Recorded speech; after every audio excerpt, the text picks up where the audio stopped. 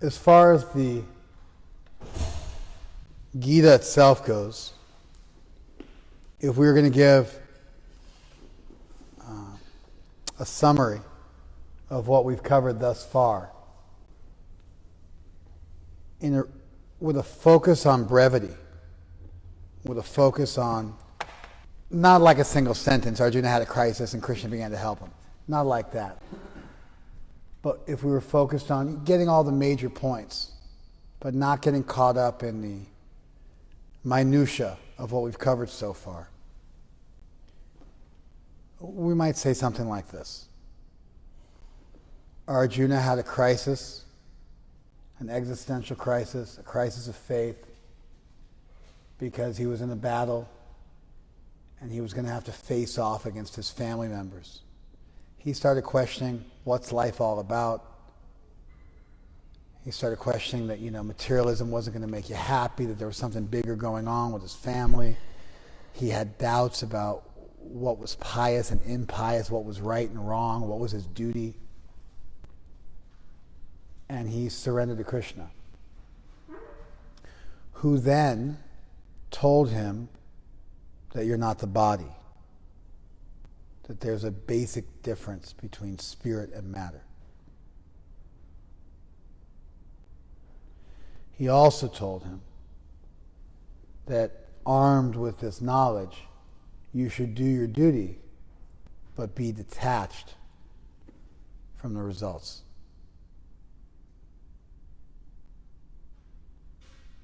That philosophy that you're not the body is called Sankhya or Jnana. That following, that behavioral modification is called yoga or karma yoga or buddhi yoga. When you realize you're not the body, when you realize you're a spiritual being, and then you go back into the world armed with that wisdom, and you do your duty without being attached, that's called yoga. Arjuna wanted to know something about that yogi and how they, practically speaking, lived in this world without becoming too enmeshed in it. At the end of this discussion, Arjuna was bewildered. He still couldn't wrap his head around how you could take a wisdom tradition and a tradition of activism and merge them together. Because those two schools of thought in ancient India and all over the world are generally at odds. So he essentially asked his same question again, as if he hadn't really understood Krishna. And Krishna then was able to weigh in strongly on the side of activism and cultivating spirituality through activism, starting by acting, starting by doing your duty. Even if it's materially motivated and you haven't fully understood you're not the body, still start. And by regulating yourself and acting in accordance with a set of virtues or values that are bigger than you and not just based on your whimsy, that then connects you to a higher truth, which will eventually help you realize that you're not the body, that you don't have anything to do with this world, and that's where we are now.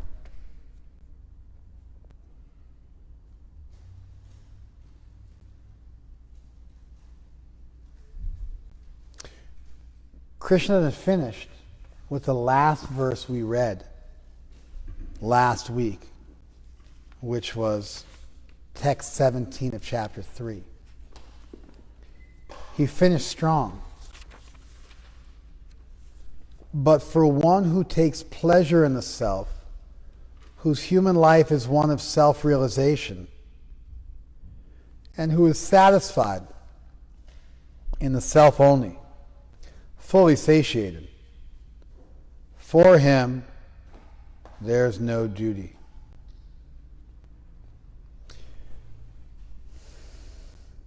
Two, but is generally, it is a contrasting conjunction.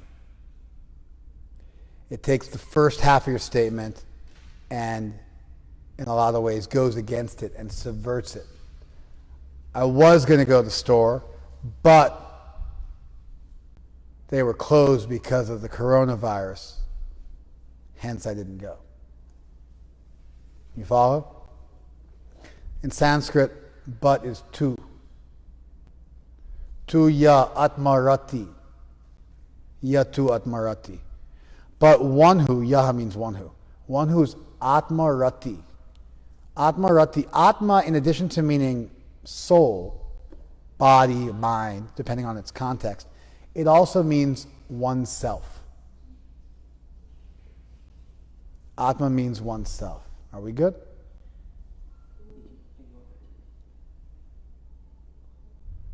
He's saying we're good. How come he's like 3 steps ahead of you? Oh, it's your phone. Okay. Were we good the whole time? Yeah, we were good. It just asked for time limit. All right. I'm going to sally forth. Atmarati means, rati means sexual pleasure in Sanskrit. And the word's used in philosophical literature to really communicate when somebody, it also means attachment, but it's used in the philosophical literature to really indicate that spiritual pleasure is lacking nothing. You know, sometimes we'll use like the word ecstasy, or sometimes people say ecstasy because it's not external, it's within you, so ecstasy. Sometimes we'll use, I was ecstatic. We'll use that kind of language, which sometimes for people who are not like, when I was distributing books in Japan, I had to learn not to use the word ecstatic because it was used almost exclusively to mean sexual pleasure. And so we had to not use the word ecstatic. I can't remember what it was. But it was like, I learned the Japanese word for ecstatic, but something like, no, don't use that. It exclusively means carnal pleasure. Even more so than it does in English. But sometimes in a language, if you really want to sink the point home, you know, you'll use that. I was madly in love with that idea. I was head over heels for that idea. You follow? You'll use that romantic, sexually charged language about something spiritual or philosophical to demonstrate conclusively to the people you're talking to just how important the idea is to you. It's a bit sensationalist, but it has a long history. Atmarati means attached to the self, enjoying in the self. But like I said, the word has a carnal denotation, really, in Sanskrit. The dictionary definition is romantic. Yatu, atmarati, but one who finds satisfaction in the self. They find their pleasure in the self.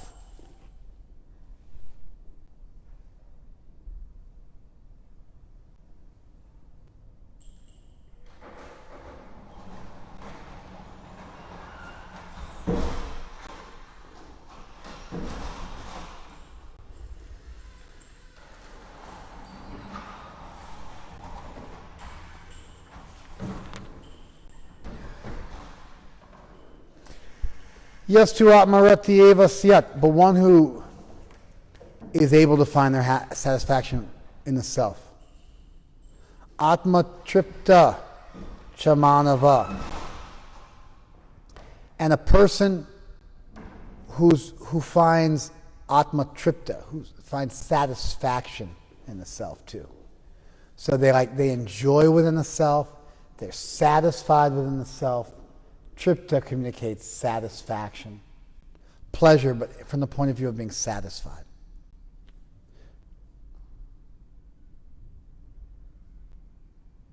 Atmani eva cha santushta. Santushta means satisfied too.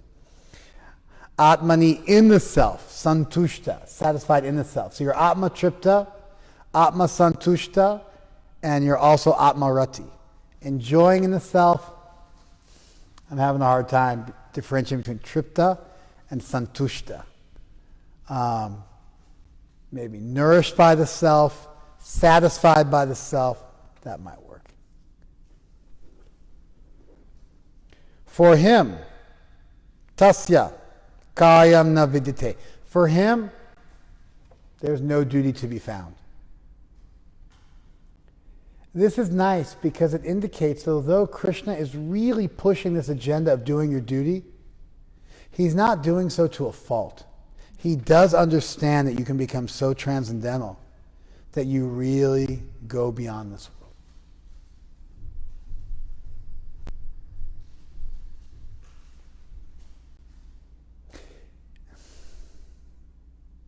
If God has to follow the law, then there's no such thing as mercy.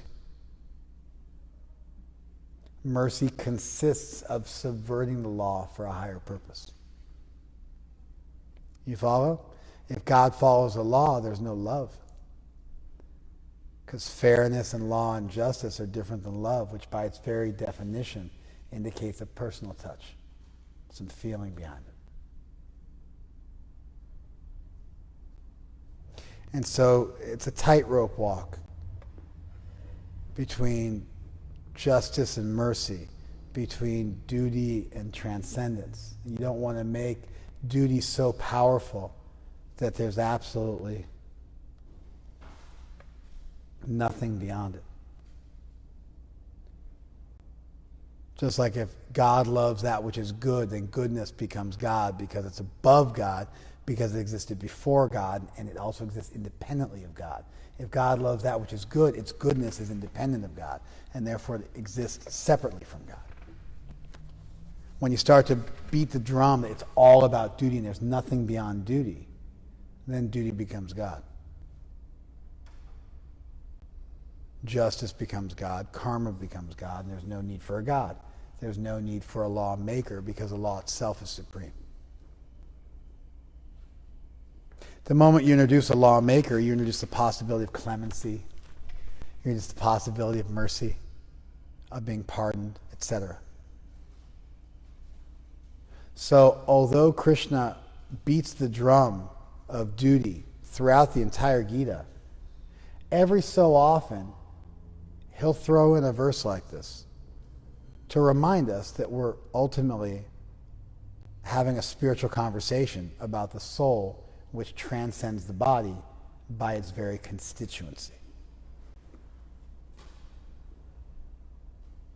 Now that can lead to antinomianism, which means that you can do anything. And sometimes you see the spirituals will say, because I'm self-realized, I can get away with anything. That becomes a problem. But then if you're like, everybody's the same and everybody like follows the same rules and no one ever beats the game. Like, you're always an alcoholic. You'll always be an alcoholic. You'll never be free from that alcoholism. You'll never transcend it. And you got to go to AA meetings every day for the rest of your life, forever and ever. Amen. It becomes problematic.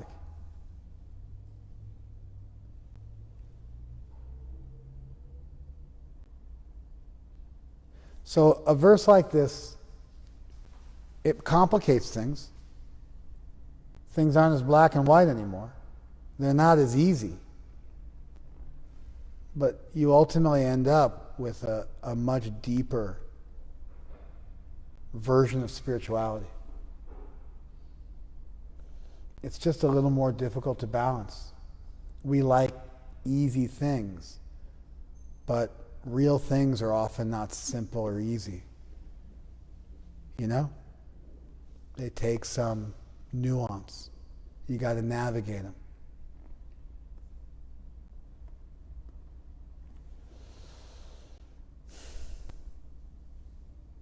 Prabhupada's translation. But one who takes pleasure in the self, that's the Atma Rati, whose human life is one of self-realization, that's the Atma Tripta, and who is thus satisfied in the self only, that's Atma Santushta. For him, there's no duty. So you see, that's what you got to do. You don't want to make them all synonyms. Although sometimes using words that are synonyms has value. You got to love them, care for them, nourish them. A statement like that has meaning. It has meaning to some extent because the repetitiveness of similar terms communicates how important this is. That you're finding everything from within. That you've really won the race. That you're no longer looking outside yourself for enjoyment. You find your satisfaction, your pleasure, your nourishment, your happiness, your joy, your peace from within.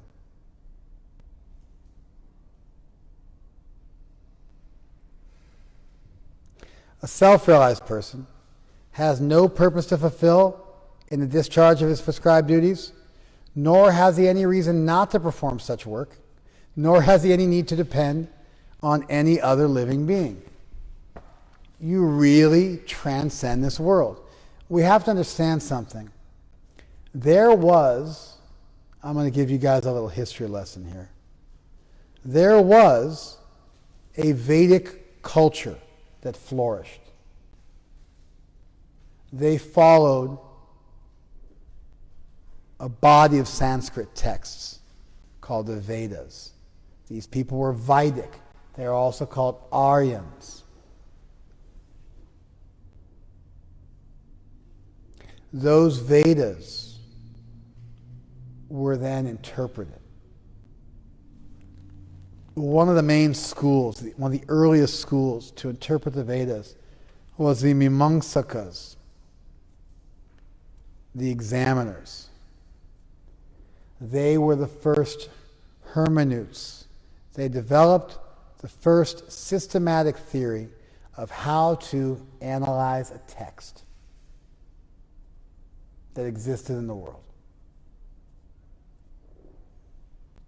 That the last statement supersedes the earlier statement. That a statement which is repeated many times supersedes a statement which is only made one time. That at the beginning of a book, you should look because the author will oftentimes tell you what the subject is about. That the conclusion of the book represents the final thoughts of the author.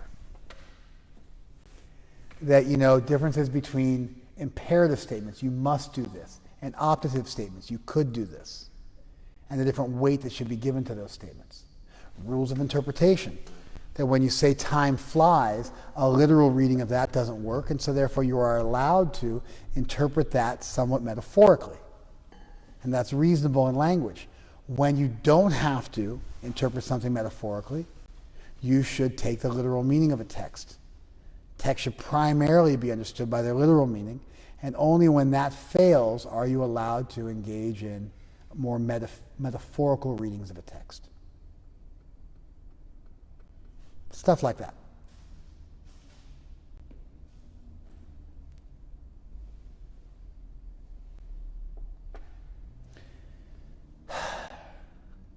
For that group of people,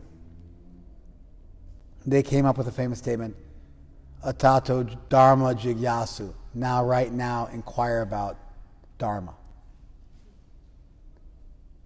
In their sutras, in their texts that they wrote codifying the beliefs of their school.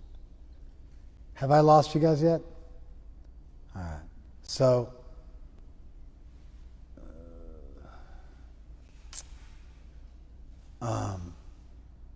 those Mimamsakas, they said that the rules of the Vedas are the most important thing that exists. That if God exists, it doesn't matter because God has to follow the rules of the Vedas. The Vedas effectively are God.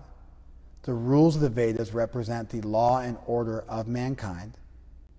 The rules of the Vedas must be followed. They are aparushaya, not created by man. They're nitya, they're eternal. And even though they may appear at a certain time and place, they represent the wind of the spiritual world coming into this world, and they connect us to something higher than ourselves. You saw Krishna endorsing that when he said that these things are born of doing your duty, and your duty is articulated in the Vedas, and therefore And the Vedas come from Brahman, and therefore when you do your duty, you're ultimately connecting to Brahman. He just made this kind of an argument, a real hardcore ritual argument that the ritual is the most important thing. Within the Vedas, there were these funky groups of people. And their movement is loosely referred to as the Shraman movement. These people were the yatis, the renunciates, those people who had gone beyond. They were the sannyasis. Sannyasis are oftentimes referred to as yatis. They've gone beyond. They were the shramans, like people who endeavored really intensely for self-realization. They were the Kaishans, long-haired. They didn't shave their heads. They wore their head in a jata. They wore their head in a dreadlock. They were the Digambars. They were clothed in the directions. They walked around naked. These people existed in the time of the Veda. How do we know? Because they're mentioned in the Veda. But they didn't live within the Vedic culture. They had transcended the Vedic culture.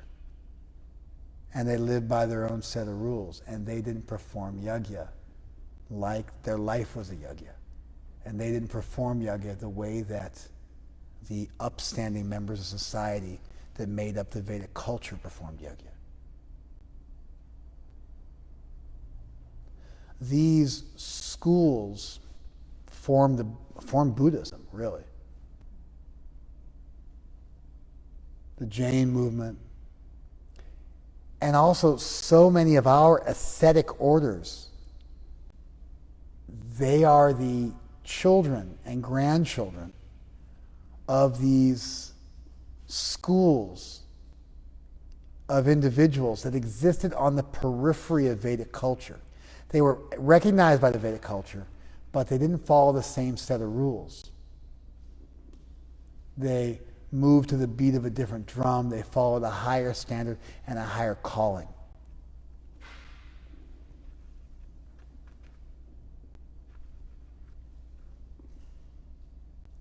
What you see here is Krishna is actually honoring both schools. He beats the drum of the Vedic school that you should follow the rules, but he doesn't do so to such an extent that he doesn't acknowledge the possibility of transcendence. You could imagine if you were at a college class and there was a certain thing you had to do in that class, and there was a certain body of literature that you had to study, and there were certain questions that had to be asked, and this had all been written down and put together as a curriculum. And then, let's say you were taking a physics class, and then Albert Einstein decided he wanted to teach at CSULB. He decided he wanted to sit in and be an adjunct professor and teach a beginning physics class. Right?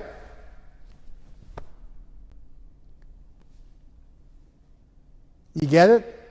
And he goes, let's not worry about that textbook. I'm just going to talk, and I just want you guys to listen. Put your pens down. Put your computers down. Put your textbooks down. We're not going to use the textbooks this semester. I have a different idea of what we're going to do. It would be okay because of who he is. There'd be one or two punctilious people in the class, pedants in the class, and they would be disturbed that the curriculum was being broken. And those people would just have to drop out or get over themselves. Because anybody with half a brain would be able to understand that this was magic.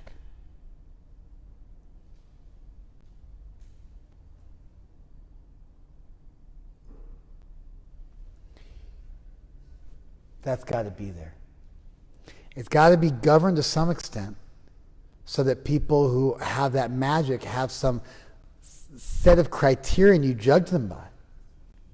set of criteria that you judge them by. For instance, the Caitians were naked. They had long wild hair. They lived by begging. They had a very saintly lifestyle. You could recognize them. You could recognize them. Their duties were outside of the scope of what the Veda recommended, but they weren't outside the scope of reason. They weren't outside the scope of responsibility. They just had a different set of responsibilities. Their renunciation, their celibacy, their lack of materialism, their sobriety, their asceticism demonstrated a certain level of advancement that exempted them from some of the lower rules. Now it's not just rules for rules' sake. We haven't lost the spirit of the law because of the letter of the law.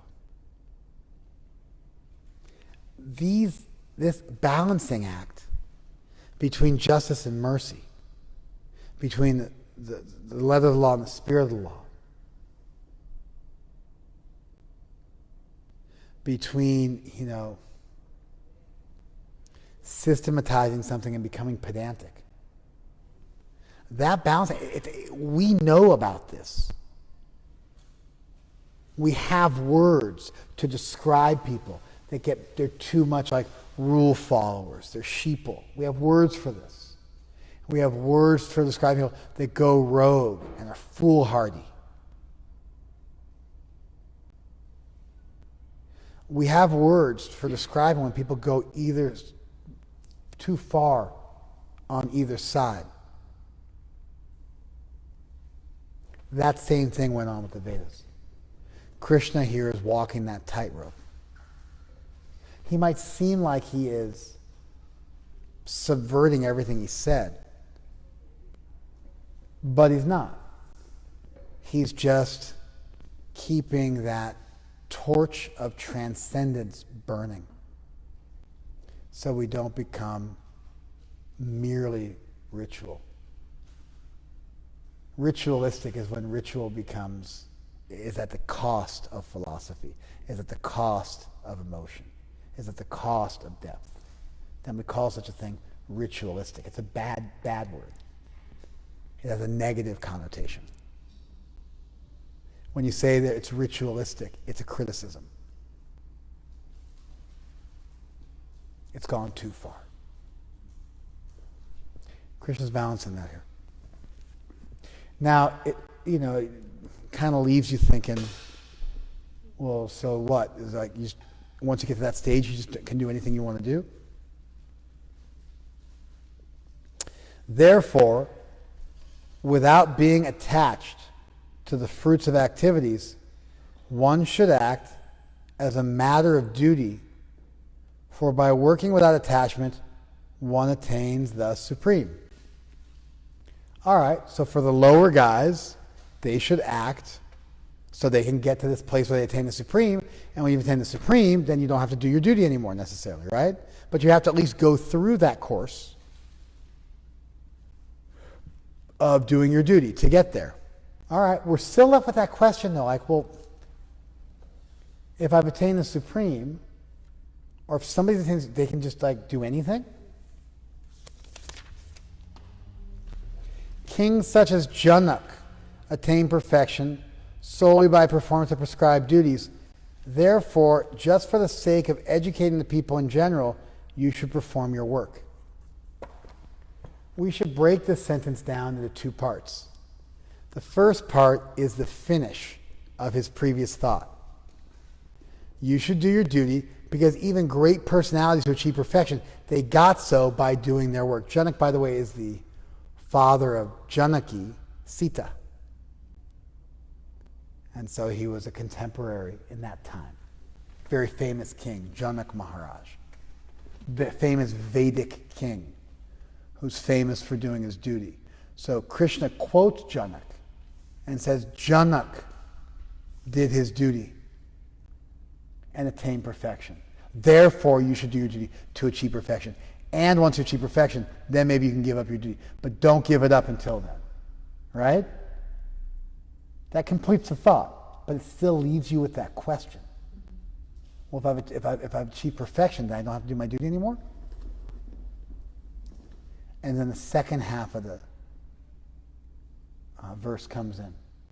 Therefore, just for the sake of educating the people in general, you should perform your work. That's different. To educate other people and set a proper example is a reason for even someone who's achieved perfection to still do their duty. It's a spiritual philanthropy. As such, it augments or adjusts or modifies the previous statement that there's no duty to perform except for to educate other people. Therefore, there's no duty that you have to perform for yourself because your life has become a... By the way, the resolution to the problem is this.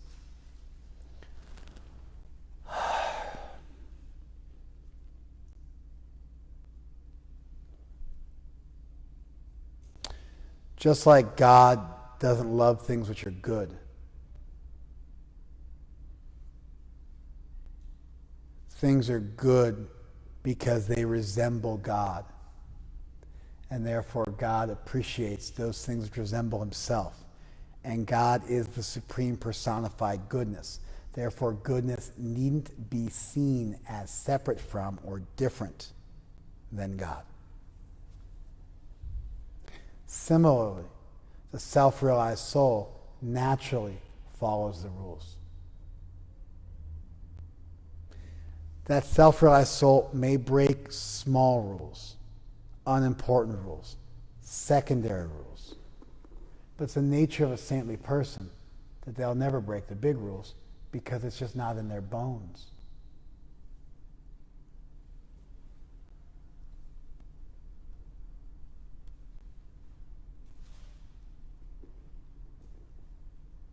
So it's not that you can't look at the behavior of a saintly person and examine their behavior. And they're completely beyond any sort of testing. You find that they follow the rules naturally. They're naturally pious. They're naturally devoted. They turn towards Krishna naturally. It's just who they are. It's not an act. It's who they are.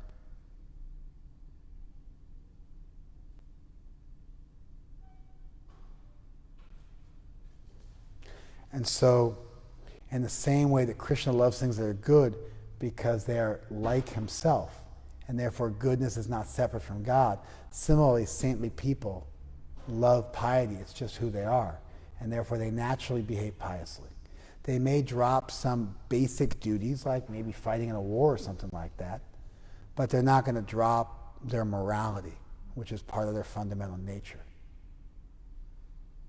And they'll follow duty to teach other people. And even by not following all the small rules, they still teach. They teach the difference between the spirit of the law and the letter of the law. And they set an example that there is something that goes beyond the rules. As such, even in their transcendence of the rules, they still teach us the value and the limitations of rules. That would be a resolution to the paradox, to the contradiction. And Krishna himself is clearly not giving his last word because the next verse says, oh, but that's an example for the people. And that philanthropic angle is a game changer because that means even when you have achieved perfection, you still have to be concerned about setting a good example for others. Whatever action a great man performs, common men follow. And whatever standards he sets by exemplary acts, all the world pursues. So Krishna gives a little almost like a decree. It's a decree. Krishna's supporting his argument by offering a decree. You know? It's almost like Platonic or Shakespearean or Socratic. It could be written like, on the walls of the Oracle at Delphi or something like that, right? Because like, whatever actions a great man performs, you know what? That verse is carved into the walls of the palace of the king of Thailand. Thailand has this whole Vedic culture thing going on. So does Indonesia. But Thailand's even more so because it's really close. So they're Buddhists, but they're not really Buddhists. They're kind of like Buddhists, but they've got a whole Vedic, Sanskrit, Hanuman, Garuda thing going on.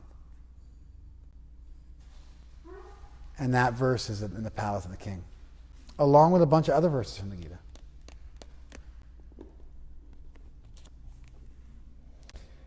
Whatever action a great man performs, common men follow, and whatever standards he sets by exemplary acts, all the world pursues. There is no work prescribed for me within all the three planetary systems, nor am I in want of anything, nor have I a need to obtain anything, and yet I'm engaged in prescribed duties. Now, Krishna is God. It's already been apparent when Krishna said, Yukta asita matpara, in the last chapter, sit in yoga with me as the highest object. He's already given a little bit of foreshadowing. But in the next chapter, at the beginning of the chapter, he straight up says, I'm God. A triple omnipotent, omnibenevolent, omniscient deity. A classical conception of God. It's interesting, but God here is saying that he himself has to behave in a normative way to set appropriate standards. Of course, what to speak of everybody else, if it even extends to Krishna. Now, this must be hyperbole. But not really, because the resolution to that Euthyphro dilemma is that God is the personification of goodness. Therefore, real goodness exists. That is God. And God wouldn't do anything wrong or evil because it's not his nature, because his nature is that he is the personification of goodness. Goodness in its ultimate iteration exists as a person. And the abstract quality of goodness is just something out there which resembles its origin, which is the original good person, which is the source of everything which exists. Amazingly, that personality still has mores and values they have to espouse. So it's almost like it's got to be hyperbole. But Krishna doesn't stop here.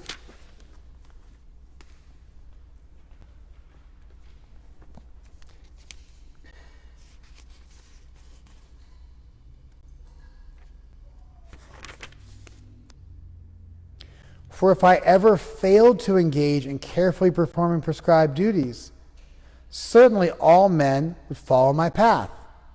If I did not perform prescribed duties, all these worlds would be put to ruination. I would be the cause of creating unwanted population, and I would thereby destroy the peace of all living beings. So Krishna has now doubled and tripled down on his initial statement that God cannot do any damn thing. Not necessarily because Krishna would get bad karma. He doesn't mention he would get bad karma or a reaction. But he has a responsibility to his children. And all good God would have a sense of responsibility to his children. And all-powerful God would be able to act in accord with that at all times. Despite the fact that we're saying the Supreme Being has a duty, which means there's something above him, not really. He has a duty to act according to his own nature, lest he sets a bad example for others. But we could interpret this as being hyperbolic in the sense that naturally Krishna will always act in accord with his own nature, which is for our best interest, and for the purpose of pointing out to Arjuna that you really can't get out of this. He uses himself as an example, which would mean that Arjuna also has to always do his duty to set a proper example. And we could reconcile that with the Shramans, that their duty is to set an example of when to retire. That the Shramans' duty, that the Kaishans' duty, that the Yatis' duty, that the Sannyasi's duty, that the renunciate's duty is to set an example of when to retire from this world. You follow? And so in that sense, they're still doing their duties. They're still part of the Vedic culture. They're the crown jewel of the Vedic culture, setting an example of ultimate transcendence that's required for all people who will eventually have to give up, what to speak of their caste, they'll have to give up their own body and their mind and go beyond this world. So any tradition that doesn't include that is seriously lacking a core item. Did you guys follow that? I'm just going to say it again because I wasn't sure I made sense. I'm pretty sure I made sense. But I hate to ever jump forward when I feel like I've left a little something dangling for someone to get confused on. So as painful as it is for me to have to make sure I don't make a mistake, I'm just going to say the whole thing again 3 times fast because it's good for me. Krishna beats the drum of the Vedic culture and its attachment to duty. He then points out that there is a stage where you go beyond duty. That is critical for a spiritual tradition that's teaching that you're the soul and not the body, because you're going to have to eventually give up your body. And so that conception of transcendence must be there. Otherwise, duty becomes God, and God loses, and mercy and love die an ignoble death. So Krishna walks that tightrope between these two value systems and holds these two things in tension. He tells Arjuna, okay, so you want to get to that higher stage, you got to do your duty. Actually, even when you're in that higher stage, you'll still do your duty. Why? To set an example for others. And that's independent of what stage you're at. That's a higher reason. He then issues a decree, and then he says that he himself has the same situation. Now, at a glance, that would appear that duty was above God. But it's not if you understand that duty is part of God's nature, and therefore also acting saintly is part of the saint's nature. And although they might drop some small rules, they never drop the big rules, because it's their nature. And now the person and the value becomes one. And instead of seeing the world as abstract values and abstract goodness, and then God has to live up to that, or people have to live up to that, we can rather see that these values and this goodness inheres naturally within the personality of a saint, within the personality of the deity. And so even if Krishna is being a little bit hyperbolic in this section, he doesn't stray too far, because he doesn't say he'd get bad karma or something ridiculous like that, being God. But he does say he'd be guilty of misleading us, and that's true. If God did not set a proper example, if God did not love us, if God did not set up a proper system of universal management that had justice and mercy in perfect balance, we wouldn't have a good north light. We wouldn't have a guiding principle. And so Krishna, as a loving deity, has done that and feels responsible for us the same way a parent feels responsible to their children. Because he's a singularity, there's a limit to how far that analogy of parenthood goes, but it's useful, at least for a time. All right, I think I made my point. I think I did it right that time. I think I did it right last time, but I think it flowed a little better that time. Okay. All right. And the purport of this is, there's no way to get out of doing your duty, Arjuna. Right? That's the purport of it. As the ignorant perform their duties with attachment to results, the learned may similarly act, but without attachment. See that? That's the distinction. Which, of course, now ties it back together with the do your duty but don't be attached. See how Krishna expertly did that? He took us on a whole trajectory into Vedic ritual, into attachment, into setting an example for others, into transcending. Stuff we haven't really covered in the second chapter. And then brought us all the way back to the learned person acts without attachment. Just like the ignorant act and do their duty, but with attachment, the learned person acts without attachment for the sake of leading people on the right path, so that they will eventually learn to also act without attachment. So as not to disrupt the minds of ignorant men attached to fruitive results of prescribed duties, a learned person should not induce them to stop work. Rather, by working with a spirit of devotion, he should engage them in all sorts of activities for the gradual development of Krishna consciousness. Let's look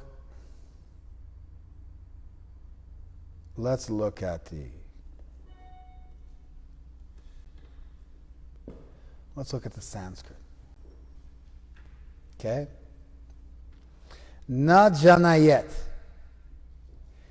He should not cause. Buddhi bedham, the breaking of the intelligence. Agyanam, of the ignorant. Karma sanginam, of those who are attached. So the learned person should not cause ignorant, attached people to lose their minds. Joshayat sarvakarmani vidvan yukta samacharan. He should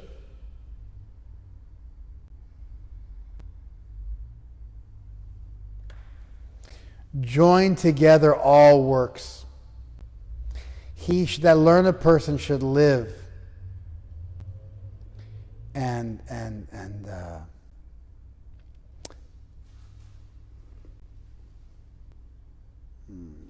unite all work, kind of under this banner of self-realization.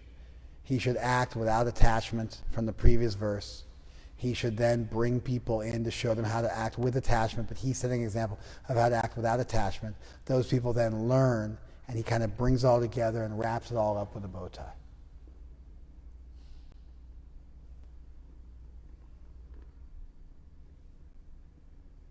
Does that make sense? He should engage everything properly so that it leads to this goal. And not just disturb people by preaching a higher standard that people can't wrap their heads around. Does that make sense?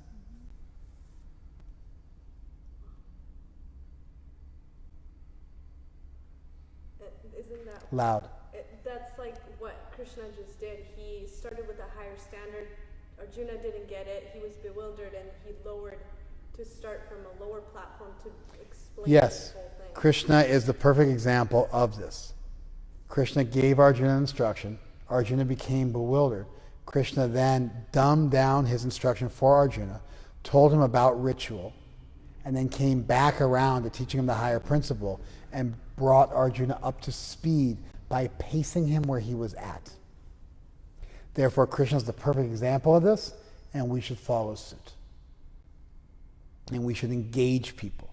He should engage all kinds of acts and unite them. Instead of saying, this is good, this is bad, you guys are left out. And a classic example of this, which is oftentimes given, is that Prabhupada used to like to give this example. To fully flesh it out would probably be a little more complicated. Prabhupada's example is extremely simple. But the Vedas allow people to eat meat. They say you need to perform a sacrifice if you want to eat meat. But the sacrifice has so many rules and regulations attached, including the rule that you have to tell the animal, I'm going to kill you, but you're going to come back and kill me. That there's no way to perform the sacrifice without becoming thoughtful and realizing that you shouldn't be performing the sacrifice. You can also drink alcohol if you want to, But the process of making the alcohol and offering it in sacrifice is so unbelievably complicated and cumbersome that, you're over it and you realize that this stuff is all temporary and it's not what life is about. And so rather than telling people you can't do this and just giving people a series of rules and regulations that they can't follow, you got to get in the mix and help people to regulate themselves in a way that they can live with, in a way that's going to lead them to a higher path, instead of making a hard line and saying, you can't come. For example, people come to the Hare Krishna temple, like she came to the Hare Krishna temple, and she, I was talking to her one day at the temple, and she's like, oh, I'm going to go to I'm hungry again, I'm going to go to In-N-Out afterwards. In-N-Out hamburgers. So she came to the temple, and she said, I'm hungry, or maybe she just came from In-N-Out. She goes, no, I'm not hungry, I don't need prasadam, I just had a big meal at In-N-Out.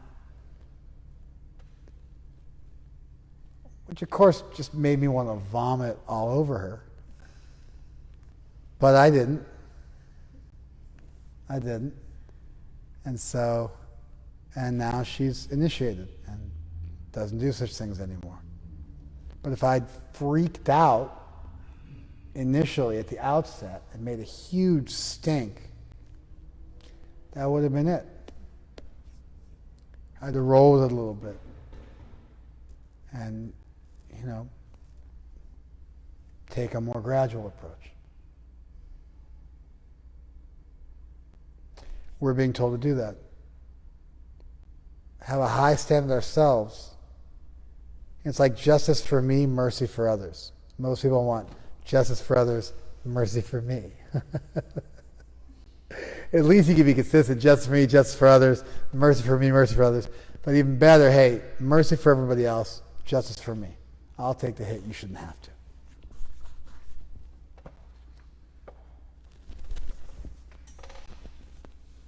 One very senior devotee, who I have a lot of respect for, he made some mistake.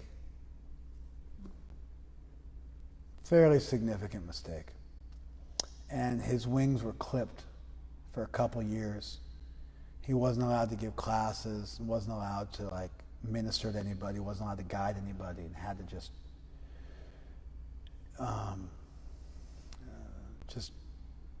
just do his own thing. Anyway, I met with him afterwards, and I didn't know anything about it. Somehow or other, I didn't hear about it. So he's a saintly person. I went up and offered my obeisance to him like I always did. He said, yeah, I just got done being in trouble. And I said, oh, for what? And he goes, oh, you didn't hear? And he told me what he'd done, told me what he got in trouble for. And I said, well, what are you doing? He goes, oh, I'm gonna go lobby now to change the rules. He says, I don't think it's right that when somebody has difficulty, they're stopped from doing outreach, because the outreach is therapeutic. So he said, but I didn't want to seem like it was self-interested. So I took my punishment without saying anything, and now that my punishment is over again, I want to make a big deal about this so the next person doesn't have to suffer like I did. Did you guys follow that? I'm not going to mention the Vaishnava's name nor what he did. It's unimportant. It's a very, very great soul. But the point he made was that he didn't complain or protest when he was under the knife. But after it was done and he was allowed to be free, then he went and made a big hue and cry and made a bunch of noise about us changing our protocols because he didn't want somebody else to suffer like he had. Justice for myself, mercy for others. And so devotees, generally speaking, try to follow nicely to set an example for others. And they also don't expect others to necessarily follow like they do. It's great when people do. We want everybody to come up to the right standard. But we don't necessarily expect everybody to be able to, and definitely don't expect them to be able to right away.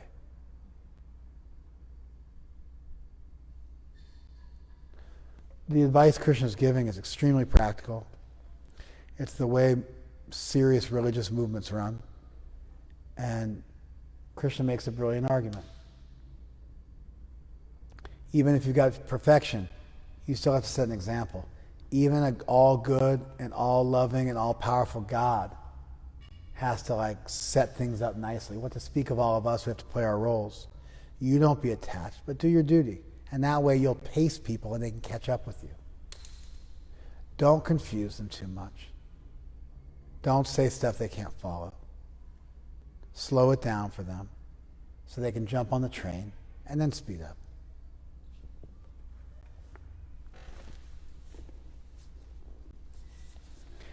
How many minutes are we in?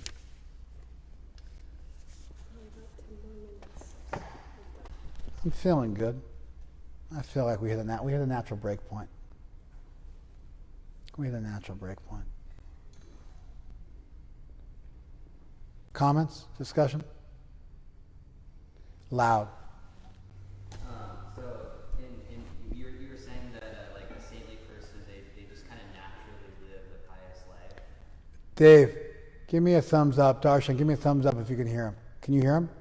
All right, go, loud. Because it becomes a part of their nature. So then, if you're kind of considering the trajectory you're on, and if you're making progress, and you see, okay, it's easier and easier for me to live a pious life, and to have desire to do these types of things. That's a very good sign.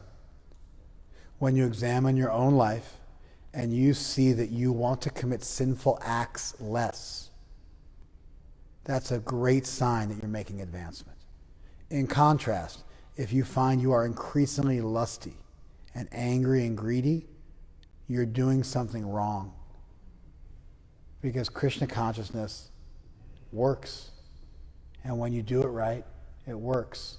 Sometimes somebody say to me, I've been chanting for many years, but I'm not having any realizations. I'm like, no, you haven't. Maybe you've been mumbling for years. Schnick, schnick, wobble, wobble, or something like that. But you haven't been chanting Hare Krishna for years. It doesn't work like that. We have a process. It works. It legitimately works. Every time, for everybody. Doesn't mean we're the only way. Maybe there's a better way out there. Maybe the Jews or the Christians got it better than we did. I'm not trying to make that point. But our process works.